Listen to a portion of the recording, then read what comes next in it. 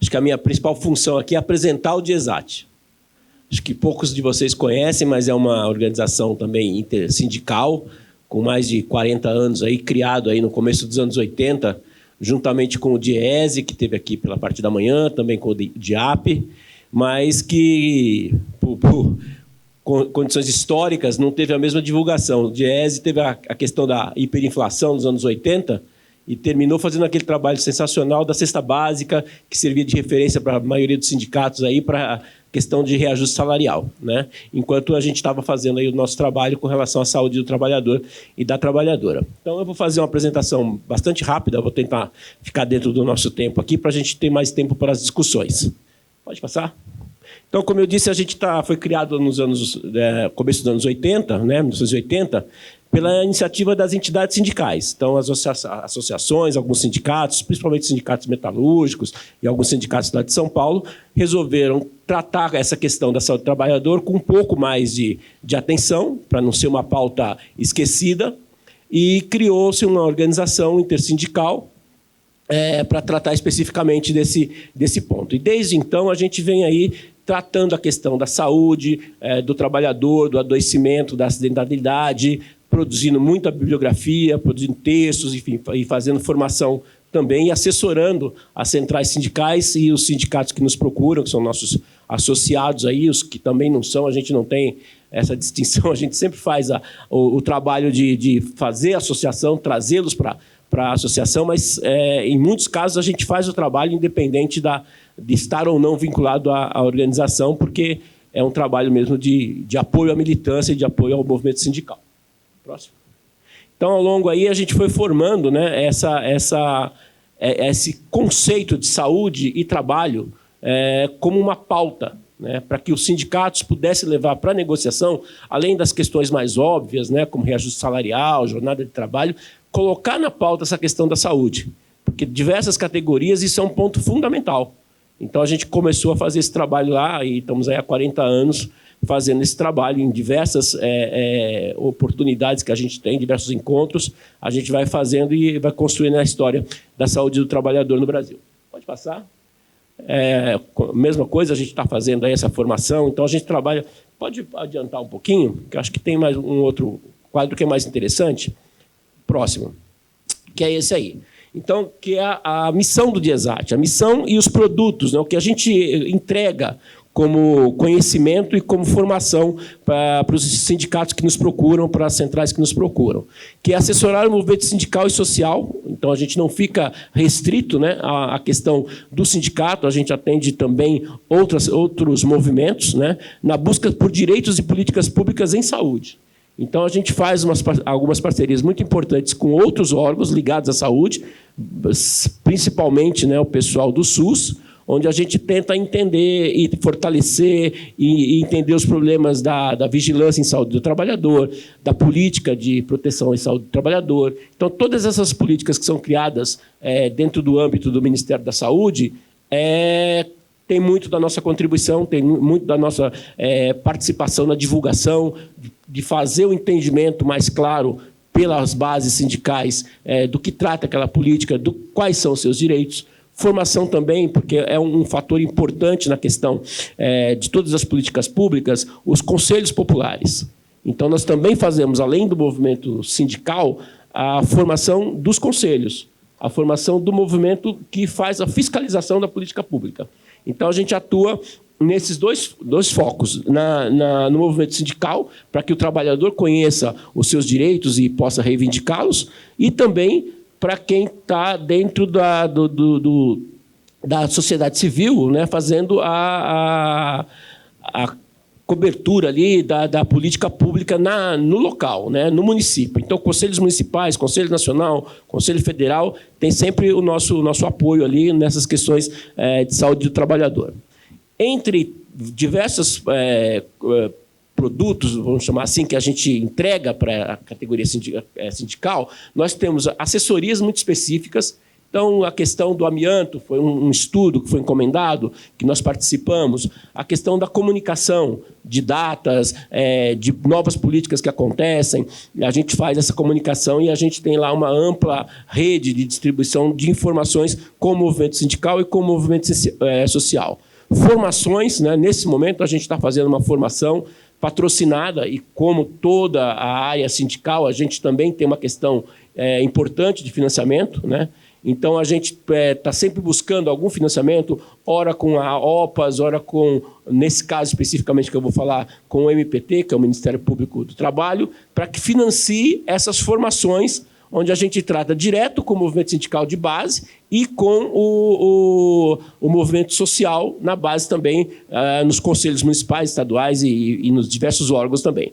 Algumas pesquisas onde a gente consegue trazer alguns dados mais direcionados a uma determinada categoria. Estamos entrando agora numa segunda fase de uma pesquisa importante que nós estamos fazendo com o Sindicato dos Farmacêuticos do Rio Grande do Sul, do estado inteiro, porque havia um sentimento de que havia aumentado muito a questão do adoecimento mental, mas não havia nenhum dado para comprovar isso. Então, nós fomos na categoria, entrevistamos a categoria, descobrimos que, de fato, isso, de todos os adoecimentos que tinham sido reportados pela pesquisa, 50% deles eram adoecimento mental, e desses 50% que era adoecimento mental, quase a metade era assédio sexual. Então, a gente trouxe para um dado de realidade, para números, uma sensação que o sindicato tinha. E agora a gente vai entrar numa segunda fase, a gente tem uma reunião marcada com ele semana que vem, para que a gente aprofunde a pesquisa de maneira qualitativa nos processos de assédio e nos processos de adoecimento mental que a categoria sofre. E também as publicações, a revista, vocês podem entrar no site do DIESAT. A grande maioria do que nós publicamos é público, obviamente, e a grande maioria está digitalizado, então é possível você baixar todos os conteúdos lá de uma maneira muito fácil, tá? Pode passar? Esse é um dos trabalhos que a gente fez. Esse trabalho foi feito patrocinado, financiado pela OPAS, que é a Organização Pan-Americana de Saúde, que tratava exatamente disso, uma formação de atores, multiplicadores. Então, a ideia era essa, porque a gente sabia, durante a pandemia, isso foi feito 100% virtual, a gente sabia a dificuldade de passar esses conhecimentos. Então, a gente conseguiu acessar um grupo de sindicalistas, de conselheiros estaduais, municipais de saúde. A gente envolveu mais de 700 pessoas e cada um deles foi capacitado a voltar para a sua base social ou sua base sindical e repassar aquele conhecimento que nós entregamos para eles ali, que, na verdade, a gente sempre fala isso, é uma troca. A gente não dá uma aula, uma palestra, a gente faz uma troca, porque a gente aprende muito. Então, a gente estava conversando com o diretor aqui do sindicato, a gente trata no mesmo evento, desde uma pessoa com uma pós-graduação em saúde pública e uma quebradeira de coco lá do interior do Maranhão. E aí a gente tem por política fazer a tradução dos números e do que a gente quer contar para que todos tenham acesso a essa informação. E isso virou um livro que chama Quando Eu Soltar a Minha Voz, que trata muito dessa questão da atuação do controle social nas políticas públicas relacionadas à saúde. Pode ir para o próximo. Essa é a formação que nós estamos fazendo nesse momento. Ela para cada região, das 5 regiões, nós temos 12 encontros. Esses 12 encontros são divididos em 5 eixos, que vai desde a história do trabalho e da saúde no Brasil, até o último ponto, que são as normas regulamentadoras, que a gente está esclarecendo para cada uma das categorias, no que as normas regulamentadoras interferem, passando aí pelas questões mais genéricas, como diferença de Estado e governo, ciclo de políticas públicas, lista de doenças e por aí vai. Então, esse é um pouco aí a cara do nosso trabalho nesse momento. Pode passar? Esse é um outro trabalho que a gente fez recentemente, que trata especificamente dos impactos da saúde mental decorrente do trabalho, síndrome de burnout, enfim, estresse, depressão, todas essas questões que a gente sabe que se potencializou muito com a pandemia. Então, nós fizemos um estudo bem aprofundado disso e fizemos esse material que vocês também podem encontrar no nosso site. Esse QR Code aí também, pelo celular, vocês também conseguem baixar esse conteúdo. Tá? O próximo. E esse é um pouco os nossos parceiros aí. Então, nós temos aí um laço bastante estreito com todas as centrais sindicais e, em alguns casos, além da central, também com sindicatos que são representados, que é o caso aqui, né? A gente tem um contato com a CUT, muito próximo, mas também fizemos agora essa parceria, acabamos de firmar com o sindicato, com a associação aqui de vocês, né? Então, isso passa por todas as centrais, passa também por órgãos e pelo Ministério da Saúde de uma maneira mais específica, porque o nosso trabalho, enquanto prevenção, ele está muito ligado ao papel do SUS, dentro da política de saúde como um todo, mais especificamente dentro do segmento de saúde do trabalhador dentro do Ministério da Saúde. Então, a CGESAT é um grande parceiro nosso, fica aqui em Brasília, e a gente tem um contato muito próximo com eles, que nos trazem algumas demandas, que nos fornecem dados, enfim, é uma parceria muito, muito estreita. E a gente tem aí alguns financiadores, né? A OPAS, como eu citei anteriormente, no outro formação que a gente fez, e agora com o MPT nós estamos fazendo uma outra formação bancado, financiado aí pelo MPT, porque, assim como vocês, a gente tem a dificuldade do financiamento, então a gente está sempre passando o chapéu aí para que a gente possa conseguir divulgar o nosso trabalho e produzir conhecimento. Próximo.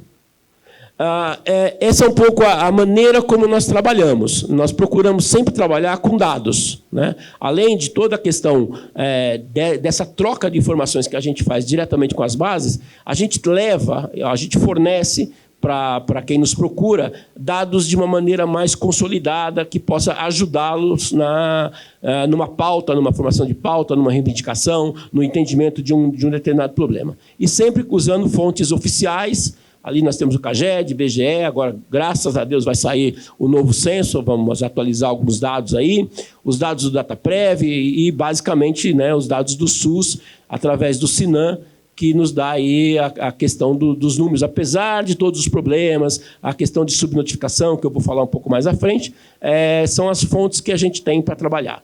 Então, são dados históricos, dados válidos, consistentes e confiáveis, padronizados, atualizados periodicamente. Então, isso é importante a gente colocar para que a gente tenha, sempre quando a gente colocar um número, quando a gente colocar um dado, que a gente tenha uma certa segurança do que a gente está falando. Ok? Pode seguir? E agora eu vou trazer alguns dados aqui, alguns números, que é para vocês entenderem o tamanho do problema que a gente tem. Um primeiro ponto que precisa ficar claro é que as bases de dados, a gente tem uma questão, vou falar um pouquinho mais detalhado à frente, que é de um apagão de dados. Então, por exemplo, no caso dos dados de acidente de trabalho, óbitos, a gente tem basicamente duas fontes de dados. Os dados do SINAM, né, que é do Ministério da Saúde, e os dados do DataPrev, que é do Ministério da Previdência e Ministério do Trabalho e tal. O problema é que um dado não conversa com o outro. Um problema é que o dado do SINAM ele só trata do trabalhador formal. O trabalhador informal, que hoje está em quase 50% da força de trabalho do Brasil, não está nesse dado, porque, obviamente, esse dado está preocupado com a questão do benefício previdenciário, das aposentadorias, dos benefícios, das indenizações. Então, a gente tem uma dificuldade muito grande de conseguir um número que seja unificado para o Brasil. Esse número, por exemplo, que é do SINAM, ele traz dados aí de 2012 a 2022. Então, em média, pelos dados do SINAM, que são os casos que chegam ao SUS, são 618 acidentes de trabalho, em média, por dia. Se a gente pensar no tamanho do Brasil, a gente percebe que esse número, obviamente, ele está muito subestimado. Mas é o dado oficial que nós temos. Próximo. Esse aí já é o dado... Ok, já estou terminando. É o dado do DataPrev. Na mesma lógica, nós temos 1.700 casos de trabalhadores formais. No SUS eu não consigo fazer essa identificação, porque pode ser formal e pode ser informal, de acidentes de trabalho. O próximo. Aqui a gente fez como eu falei, a gente gosta sempre de traduzir os dados, né? Então, se a gente pegasse todos os acidentes de trabalho que aconteceram no Brasil nesse período de 11 anos, a gente teria, juntando tudo isso, a gente teria o 13º estado brasileiro em população, pelos dados do DataPrev. Então, são 6 milhões e 800 e alguma coisa de acidentes que aconteceram nesse período. O próximo. Esse aqui é o dado já do SINAM, um número bem menor. mas ainda assim gigantesco. São 2.448. Se a gente comparasse com a população das cidades, essa acidentópolis, vamos chamar assim, seria a 7ª cidade brasileira. Isso dá para vocês uma dimensão da quantidade, apesar da subnotificação, apesar da gente acreditar que esse número ainda é muito abaixo do que efetivamente acontece, dá uma dimensão do tamanho do problema que a gente enfrenta. Próximo. Aqui são casos de óbitos, né? Então, nesse período, morreram 26.417. Quando a gente olha o número, é uma coisa assustadora, tal. Mas, se a gente tivesse a possibilidade de pegar todos esses 26 mil trabalhadores e trabalhadoras que faleceram nesse período em decorrência de acidentes de trabalho e colocássemos eles num cemitério, né? Todos no mesmo cemitério, esse cemitério seria 12 vezes o campo aqui do Mané Garrincha, o estádio de futebol aqui. Para vocês terem a ideia do tamanho, da quantidade de pessoas que morrem em função dos acidentes de trabalho. Próximo. Esse aqui também é uma outra exercício que a gente fez. Se depois do jogo que teve na quarta-feira, Corinthians, enfim, os jogos que tiveram, na meia-noite, a gente decidisse prestar uma homenagem e fazer 1 minuto de silêncio para cada um desses 26.417 trabalhadores e trabalhadoras que morreram em função dos seus trabalhos. A gente teria que ficar em silêncio até o dia 18 de junho, às 8h18 da manhã. Nós ficaríamos quase 19 dias em completo silêncio se a gente decidisse fazer 1 minuto de silêncio por cada um dos trabalhadores e trabalhadoras que faleceram em 12 anos no Brasil. Tá? Acho que isso dá um pouco a dimensão do problema que a gente está tendo. Próximo. Aqui são os casos de adoecimento mental relacionado ao trabalho. Como a gente sabe que esse número vem crescendo muito, as fontes são absolutamente difíceis de serem mineradas, da gente conseguir dados efetivos para isso, por diversas razões. Eu não vou entrar, eu sei que o tempo aqui está bastante corrido, eu não vou entrar no detalhe dos problemas, mas vocês devem imaginar.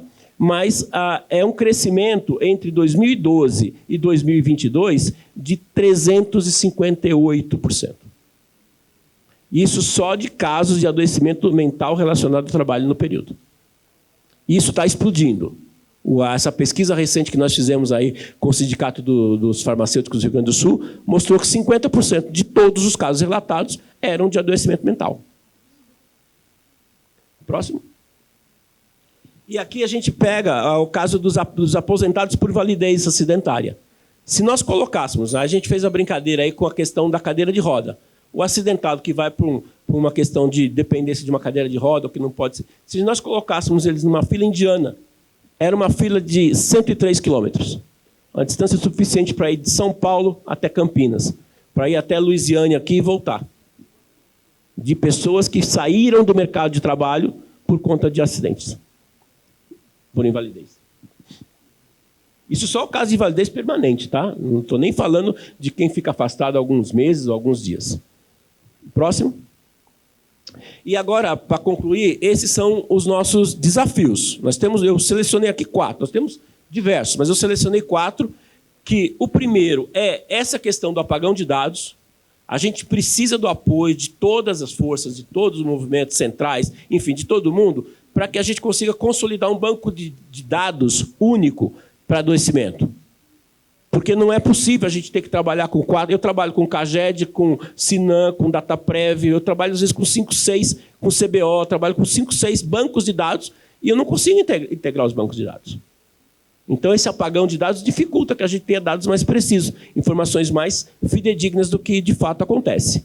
Um outro problema que a gente tem, e aí não vou entrar no mérito da discussão, é a questão do conflito público-privado no Sistema Único de Saúde em relação à assistência privada de saúde.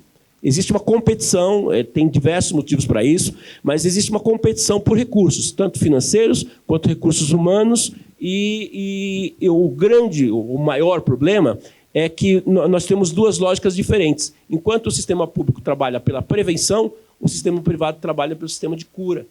E isso faz com que a saúde do trabalhador, que é voltada na prevenção, tenha dificuldades de se encaixar nesse ponto.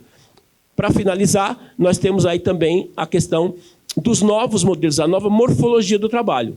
Enquanto na década de 80 a gente tinha uma questão dos sindicatos que estavam ali cobertos, a maioria dos trabalhadores, que era um trabalho formal, era predominante. Hoje a gente tem a uberização, terceirização, quarteirização e todas as fragilizações que a gente conhece, fazendo com que o trabalho informal seja preponderante. E quando ele se torna preponderante, ele contribui para o primeiro ponto, que é o ponto do apagão de dados. E, para concluir, a questão dos novos adoecimentos. Eu vou ficar aqui só no caso do adoecimento mental, mas a gente também tem aí sequela de Covid, fora todas as questões da dificuldade de você estabelecer vínculo causal entre o adoecimento ou o óbito com o trabalho que aquela pessoa executa. Ok? É isso, gente. Obrigado aí, acho que cumpri o tempo. Então é isso.